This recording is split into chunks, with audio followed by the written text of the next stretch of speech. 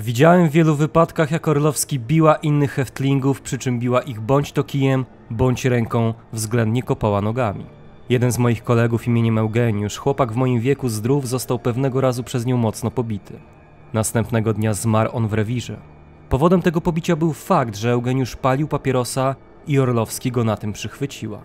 Podobnych relacji na temat Alice Orlowski, jednej z najbardziej brutalnych nadzorczyń, jest niestety o wiele, wiele więcej. Jak zatem wyglądała jej historia? W jakich obozach służyła i jakich konkretnie dopuściła się zbrodni? Zapraszamy na kolejny film.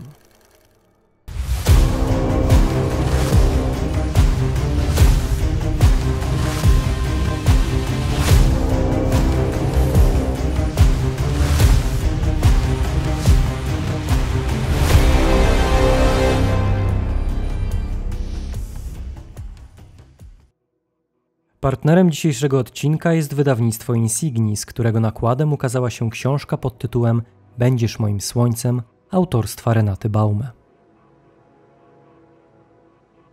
Alice Orlowski była jedną z najlepiej zapamiętanych aufsejerek. Na tę specyficzną pamięć zasłużyła sobie zarówno ogromną przemocą, którą najczęściej zaprowadzała pejczem lub kijem, jak i również surową aparycją. Ta wysoka, nalana i nierzadko pijana kobieta zdecydowanie wyróżniała się na tle pozostałych nadzorczyń. Więźniowie nadali jej kilka pseudonimów. Najczęściej mówili na nią Wielka, Orlowski, Słonecznik, Ryża oraz Chłopczyca. Przyszła nadzorczyni urodziła się 30 września 1903 roku w Berlinie jako córka Heinricha Ellinga i Miny Wiper. W dokumentach obozowych najczęściej pojawia się jednak data późniejsza o 5 lat, co mogło, ale nie musiało być próbą odmłodzenia się na potrzeby rekrutacji. Orlowski była katoliczką i posiadała średnie wykształcenie. Po ukończeniu szkoły spróbowała nawet swoich sił na Uniwersytecie w Bonn na kierunku medycznym, jednakże studia przerwała po kilku miesiącach. Swoje słowiańsko brzmiące nazwisko zawdzięczała pewnemu Rosjaninowi, za którego wyszła w 1930 roku. Małżeństwo przetrwało 6 lat. Po rozwodzie Alice przeprowadziła się do Aquisgranu, gdzie w 1938 roku weszła w posiadanie niewielkiej restauracji. Mimo rozwodu, którego przyczyny nie są znane, Alice pozostała przy nazwisku byłego męża, który zmarł w 1939 roku. Ów związek oraz nazwisko były zresztą przyczyną pewnych niedogodności. Alice Orlowski była bowiem uważana przez niektórych członków załóg obozowych za niepełnoprawną Niemkę. Fakt ten może między innymi tłumaczyć jej olbrzymią gorliwość w wykonywaniu zbrodniczych rozkazów. W Aquisgranie Orlowska pozostawała do wiosny 1943 roku, kiedy to prowadzony przez nią lokal został zbombardowany, a ona sama straciła pracę. Początkowo urząd skierował ją do fabryki, lecz Orlowski miała przeciwko temu zaprotestować i zażądać przydziału odpowiedniego do jej wykształcenia. Sprzeciw Orlowskiej zaowocował przydzieleniem jej funkcji nadzorczyni w obozie koncentracyjnym. W pierwszej kolejności została ona przetransportowana do KL Ravensbrück, który od 1942 roku pełnił funkcję obozu szkoleniowego dla przyszłych aufsejerek. Trudno wskazać, kiedy dokładnie Alice Orlowski pojawiła się w tym obozie. Sama nadzorczyni twierdziła, że przebywała tam zaledwie tydzień, skąd za niepozdrowienie komendanta obozu miała zostać karnie przeniesiona do obozu w Lublinie. O ile nie można całkowicie zakwestionować zaledwie tygodniowego pobytu w KL Ravensbrück, bowiem faktycznie niektóre szkolenia trwały tylko tydzień, o tyle przenosiny na Majdanek były na pewno dużo bardziej neutralne i niekoniecznie dotyczyły zatargu z obozowymi władzami. Faktem pozostaje, że już latem Alice Orlowski pojawiła się na Lubelszczyźnie. Alice Orlowski rozpoczęła służbę w KL Lublin 1 lipca 1943 roku. Pierwszym miejscem, do którego ją skierowano, była Wäscherei, czyli obozowa pralnia, w której pracowało około kilkudziesięciu osób, zarówno kobiet, jak i mężczyzn. Jak zapamiętał jeden z więźniów, Andrzej Tarnowski, Orlowski chodziła w mundurze SS, w czarnych butach z cholewami, a przy pasie miała przypięty pistolet. W ręku nosiła przeważnie page, względnie kij. Z relacji Tarnowskiego możemy się również dowiedzieć, że Alice Orlowski od samego początku swojego pobytu na Majdanku cechowała się olbrzymią brutalnością. Biła dosłownie każdego, kto jej zdaniem naruszył obozowy regulamin. Te pobicia nierzadko doprowadzały do śmierci. Inny świadek okrucieństwa Orlowskiej, Jan Woźniak, wspominał, że był naocznym świadkiem następującej sytuacji. Orlowski katowała w pewnych wypadkach heftlingów do tego stopnia, że ci pod jej razami ginęli. Orlowski delikwenta uderzała najpierw pejczem, okręcając mu tymże pejczem szyję. Następnie szarpnięciem wywracała go, po czym następowało systematyczne bicie i kopanie tak długo, dopóki dany delikwent nie został wykończony i nie umarł. Równolegle do pracy w łaźni Alice Orlowski kontrolowała komando robotnicze tzw. Gärtnerei, czyli komanda ogrodniczego, gdzie oczywiście również wykazywała się ogromnym sadyzmem. Przy uwzględnieniu innych relacji więźniów możemy również wywnioskować, że podczas wykonywania zbrodniczych obowiązków Orlowska wykorzystywała nie tylko pejcz, ale również szczuła więźniów psami, a jedną z ofiar takich praktyk była więźniarka Pelagia Chojnacka. W lubelskim obozie Alice Orlowski spędziła niespełna rok, po którym 23 kwietnia 1944 roku wraz z kilkoma innymi aufseherkami została przetransportowana do obozu koncentracyjnego KL Plaszów. Na wieść o skierowaniu owianych złą sławą nadzorczyń do KL Plaszów wśród więźniów obozu zapanowała trwoga, którą bardzo szybko potwierdziło okrutne zachowanie strażniczek. Jeśli chodzi o Orlowską, to podobnie jak w Lublinie objęła ona nadzór nad więźniami pracującymi w pralni, od samego początku egzekwując wśród nich posłuszeństwo za sprawą przemocy. Źródła są zgodne co do tego, że na terenie KL Plaszów korzystała ona z pejcza albo trzepaczki do dywanów, niezależnie zresztą od przedmiotu, który trzymała w ręku. Był on zawsze gotowy do ciosu. Nadzorczyni szczególnie chętnie prześladowała kobiety brzemienne i jak zapamiętała Róża Nas, Orlowski biła cygankę do utraty przytomności. Cyganka ta była w ciąży i Orlowski wiedziała też o tym. Najpierw biła ją pięścią po głowie, potem przewróciła ją na ziemię i kopała. W kilka dni później zbiła Orlowski jakąś Polkę. Biła ją pięściami po twarzy i głowie tak długo, aż ta upadła. Częstokrotnie widziałam też, jak biła więźniarki Żydówki za najdrobniejsze przewinienia. Ofiarą Orlowskiej padały również dzieci, które ta katowała nierzadko ze skutkiem śmiertelnym. Niektórzy więźniowie zapamiętali również, że podobnie jak w poprzednim obozie, aufseherce towarzyszył pies, którym ta szczuła bezbronnych więźniów. Spiralę przemocy ze strony aufseherki pogłębiał alkohol, pod którego wpływem ta znajdowała się niezwykle często. Warto przy tym zauważyć, że kompanką Orlowskiej w uprawianiu zbrodniczego procederu była najczęściej inna nadzorczyni, Louise Dance. Obie kobiety miały również brać udział w selekcjach więźniarek, o których losie decydował później znany z Lublina SS-Hauptsturmführer Max Blanke. KL Plaszów nie posiadał komór gazowych, w związku z czym skazanych na śmierć wysyłano albo do KL Auschwitz, albo mordowano na miejscu podczas masowych egzekucji. Bez wątpienia jednym z najbardziej dramatycznych wydarzeń w historii obozu Plaszów, w którym również wzięły udział przybyłe z Majdanka nadzorczynie, był tzw. apel dziecięcy. Nad ranem 14 maja 1944 roku komendant obozu Amon Göth wydał rozkaz koncentracji wszystkich więźniów na placu apelowym. Podczas wykonywania tego makabrycznego rozkazu członkowie załogi obozowej przystąpili do załadowywania dzieci na podstawione wcześniej ciężarówki. Wśród krzyku i płaczów, ale również skocznej muzyki, którą nakazał puszczać z głośników komendant obozu Amon Göth, przystąpiono do wywożenia dzieci. Najpierw na dworzec Płaszów, a stamtąd do KL Auschwitz, gdzie większość z nich została zamordowana w komorach gazowych. Akcja trwała do godziny 16, a jej sprawne przeprowadzenie byłoby niemożliwe bez zaangażowania personelu nadzorczyń, które z jednej strony panowały nad tłumem kobiet, a z drugiej pełniły wartę obok drutu kolczastego przy budynku Kinderheimu, gdzie skoncentrowano przeznaczone do wywózki dzieci. Jak zapamiętała Bronisława Malawer, Orlowski zachowywała się najbrutalniej ze wszystkich dozorczyń. Dzieci były w wieku od 3 do 10 lat. Podejrzana chwytała je i rzucała na samochody. Ponadto tego dnia nadzorczyni przechodziła wzdłuż szeregu więźniarek i skoro tylko zauważyła, że któraś z więźniarek była zapłakana, to biła ją bezlitośnie szpicrutą. W maju 1944 roku, prawdopodobnie zaraz po przeprowadzeniu apelu dziecięcego, Alice Orlowska została oddelegowana do służby w jednym z podobozów, zlokalizowanym na terenie dawnej krakowskiej fabryki kabli przy ulicy Prokocimskiej. Przedsiębiorstwo założone w 1927 roku podczas okupacji zostało przejęte przez berliński koncern. Pierwsi żydowscy pracownicy zostali skierowani do pracy w kablu jesienią 1942 roku. 12 marca kolejnego roku wydano rozkaz o skoszarowaniu pracowników w przyfabrycznych barakach, do których przeniesiono ich 11 dni później, dając początek nowemu podobozowi, w którym znajdowało się średnio 300 pracowników.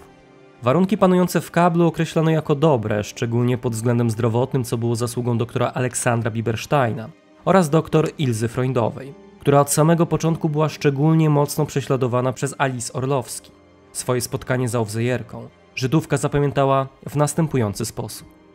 15 maja 1944 roku o godzinie 8 rano wpadła do mojego ambulatorium. Zaczęła krzyczeć i wrzeszczeć, że u mnie jest brud, że jeszcze nie posprzątane, że w popielniczce leżą niedopałki papierosów. Zaczęłam tłumaczyć jej, że rozpoczynam ordynację od godziny 6 rano tych, którzy wyruszają do pracy o 7 rano, a od 7 rano do 8 tych, którzy z pracy powracają.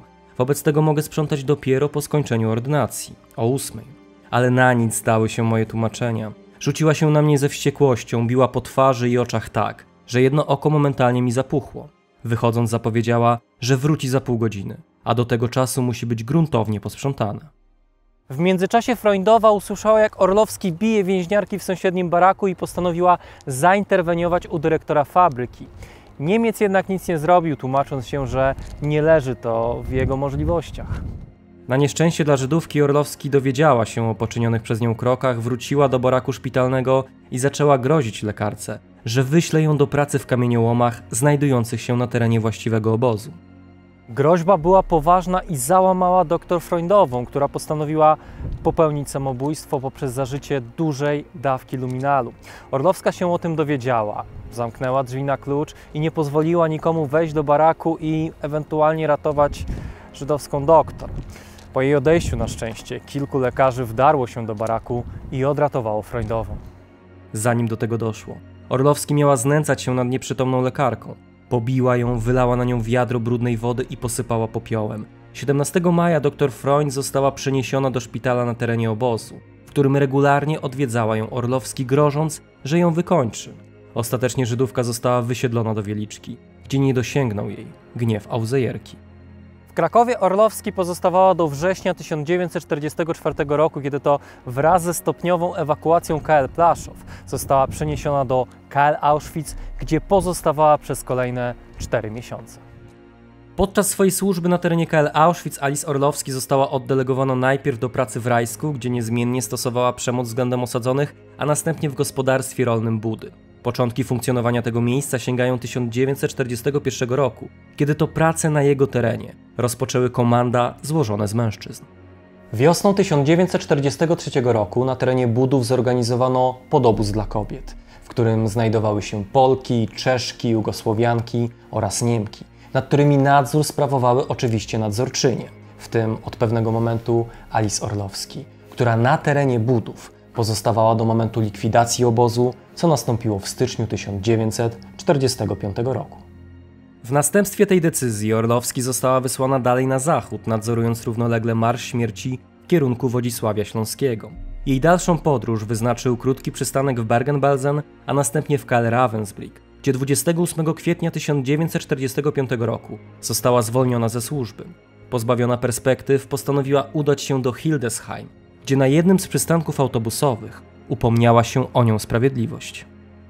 Postawienie Orlowskiej przed polskim wymiarem sprawiedliwości byłoby niemożliwe, gdyby nie aktywność Jana Woźniaka, który 7 października 1946 roku rozpoznał Aufseherkę na wspomnianym wcześniej przystanku autobusowym. Orlowski została błyskawicznie przejęta przez polskich śledczych, którzy w trakcie kolejnych dni skonfrontowali ją z coraz większą liczbą relacji składanych przez świadków popełnionych przez nią zbrodni. Ich skala była na tyle duża, że po przeprowadzeniu stosownych procedur Alice Orlowski została przetransportowana do Krakowa, a następnie postawiona przed obliczem Najwyższego Trybunału Narodowego w tzw. pierwszym procesie oświęcimskim.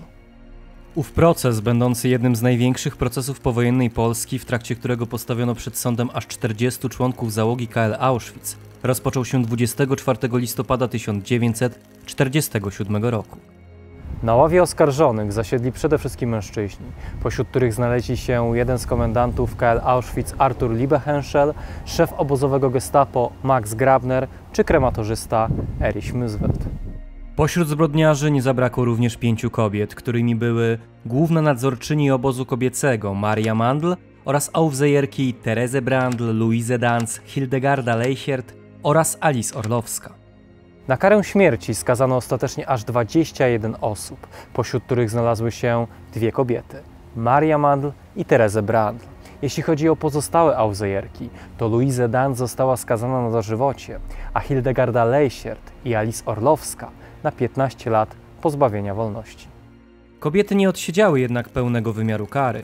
Leichert zwolniono w 1956 roku, a Orlowską i Dance kilka miesięcy później. Nie znaczy to jednak, że na tym zakończyły się ich kontakty z wymiarem sprawiedliwości. Louise Dance odpowiadała za swoje zbrodnie jeszcze w latach 90. XX wieku. Jeśli chodzi o Leichert i Orlowską, to spotkały się one ponownie na ławie oskarżonych w 1975 roku podczas tzw. trzeciego procesu załogi KL Lublin. Hildegardę skazano wtedy na kolejne 15 lat więzienia. Orlowska nie doczekała zaś końca procesu, umierając z przyczyn naturalnych 21 maja 1976 roku. Miejsce jej pochówku, w oparciu o dostępną wiedzę, pozostaje nieznane. Historia Alice Orlowski, podobnie jak wielu innych Aufseherek, udowadnia nam, że w zbrodniczy system III Rzeszy Niemieckiej byli zaangażowani nie tylko mężczyźni, ale również kobiety, co samo w sobie pokazuje, że zło nie ma płci. Z tego miejsca chciałbym serdecznie polecić Państwu książkę pod tytułem Będziesz moim słońcem autorstwa Renaty Baume. Na jej kartach autorka przedstawiła historię żydowskiego architekta Józefa Bała, który w trakcie II wojny światowej został zamknięty w krakowskim getcie, gdzie m.in. podrabiał dokumenty dla członków żydowskiej konspiracji. Po przesiedleniu do Plaszowa został zatrudniony w charakterze kreślarza w biurze obozu, gdzie poznał Rebekę, z którą wziął potajemny ślub, czego historię w swoim oscarowym filmie uwiecznił Steven Spielberg. Publikacja pani Baume jest wyjątkowo interesującą, mądrą i piękną książką, którą raz jeszcze bardzo Państwu polecam. A póki co bardzo dziękuję Państwu za uwagę i do zobaczenia w kolejnym odcinku. W dzisiejszym odcinku pragniemy serdecznie pozdrowić panie Małgorzatę Klamrę, Julie Clark, Kamilę Lenarcik, Urszulę Babiuch, Katarzynę Rusnak, Ewę Ogrodnik, Aleksandrę Jakubiak, Monikę Kurowską, Swietłanę Boską, Kingę Annę Kwokę, Zuzannę Roszak, Violettę Głuszek, Zuzannę Kranz i Marzenę Kolipską. A ponadto pragniemy serdecznie pozdrowić panów Damiana Stasika, Damiana Dziedzica, Pawła Smolińskiego, Pawła Łabno, Marcina Hatysa, Kamila Kubowa, Huberta Sobolewskiego, Huberta Kędziorka, Miłosza Machaja, Dariusza Stelmaczonka, Adriana Flora, Piotra Kośmidera, Huberta Walasa, Michaela Fendricha, Krzysztofa Piotrowskiego, Piotra Sadorskiego, Rudolfa Miczkę, Karola Magierę, Roberta Stodulskiego, Pawła Ojczyka oraz użytkownika Fa.ra. Ty również możesz mieć wpływ na tworzone przez nas materiały. Dołącz do nas już dziś na platformie Patronite. Zachęcamy do obserwowania naszych pozostałych mediów społecznościowych, na których znajdziecie wiele dodatkowych treści, ciekawostek, zapowiedzi odcinków i materiałów zza kulis.